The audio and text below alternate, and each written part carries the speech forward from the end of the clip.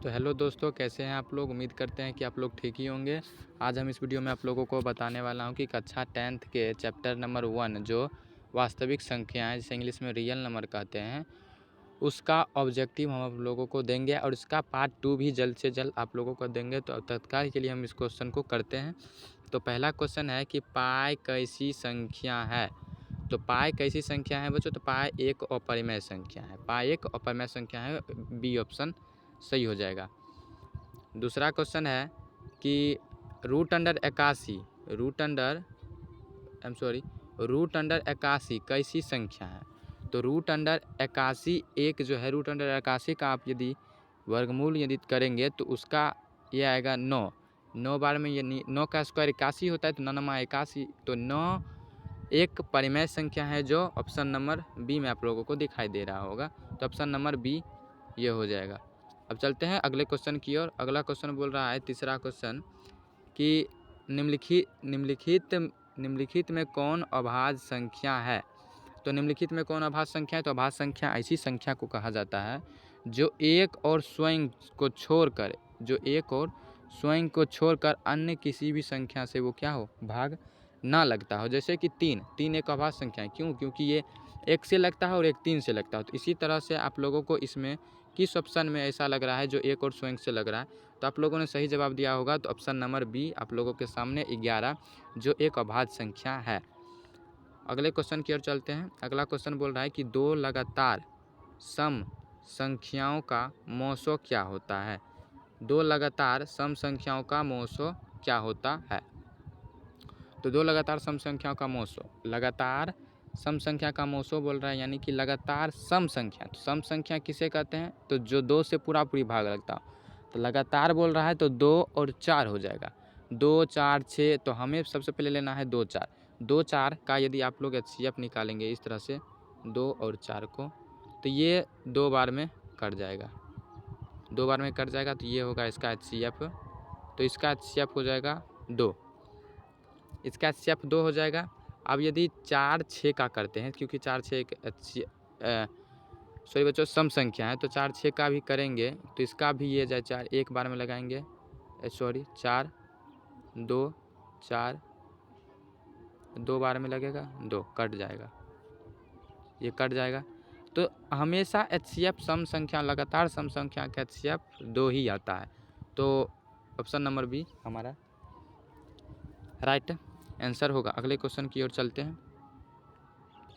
तो अगला क्वेश्चन है कि 1 2 1 1 2 1 1 2 2, यानी कि 1 2 हमेशा दोहरा रहा है। तो आप लोगों को इस तरह का जहाँ भी यदि मिल जाए कि ऐसा संख्या जो बार बार दोहरा रहा हो, तो वह हमेशा सीधे आँख मूंद के आप लोगों को मार देना है एक सम संख्या, अपरिमेय संख्या। सॉरी बच्चों, यह एक अपरिमेय संख्या होता है। ऑप्शन नंबर बी आपका राइट आंसर हो जाएगा। अगले क्वेश्चन की ओर तरफ चलते हैं। अगला क्वेश्चन है 45 और 60 का मौसो कितना होगा। 45 और 60 का मौसो कितना होगा। तो सबसे पहले इसको 45 और 60 का मौसो निकालते हैं। एक बार में लगेगा 45, यहाँ कितना बचेगा 5 और ये बचेगा 1। 45 और ये 3 बार में कट जाता है। 15 तिया 45 और ये 3 बार में क्या होगा, कट गया। तो मेरा जो है आंसर राइट हो जाएगा option number A. Option number right answer A हो जाएगा। ठीक, 15 आंसर। इस तरह से अगला क्वेश्चन देखते हैं। अगला क्वेश्चन है सबसे छोटी अभाज्य संख्या कौन है। तो सबसे छोटी अभाज्य संख्या की हम आप लोगों को बताएं हैं अभी तुरंत कि सबसे छोटी अभाज्य संख्या जो एक और स्वयं को छोड़कर किसी और से ना लगता हो। तो ये हाल हो गया आप लोगों का ऑप्शन नंबर सी। यही एक सबसे छोटी, बच्चों सबसे छोटी बोल रहा है। तो सबसे छोटी अभाज्य संख्या जो है वो 2 है, क्योंकि 3 जो है इससे बड़ी है, लेकिन 2 भी एक अभाज्य संख्या है। तो 3 भी एक अभाज्य संख्या है, लेकिन हमें क्वेश्चन में बोल रहा है कि सबसे छोटी अभाज्य संख्या, सबसे यहाँ पर देखिए सबसे छोटी अभाज्य संख्या कौन है। तो सबसे छोटी अभाज्य संख्या हमारा ऑप्शन नंबर सी हो जाएगा।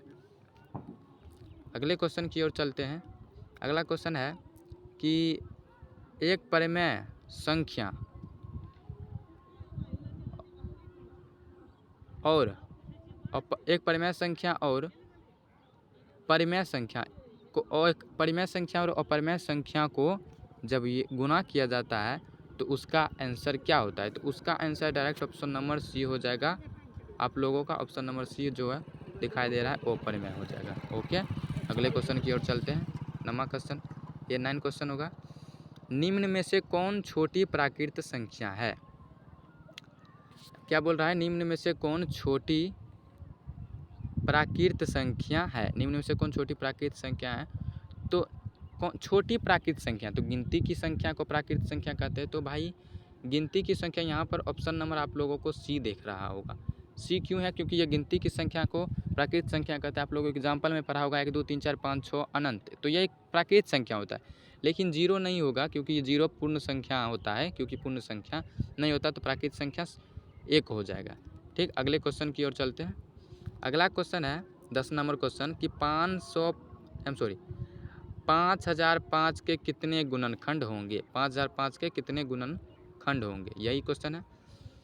तो सबसे पहले आप लोगों को 5005 के इसका गुणनखंड बना लेना होगा। 5005 के गुणनखंड इस तरह से 5 से लगेगा। 5 कहीं 5, 0 का 0, 1। ठीक, अगला किससे लगेगा?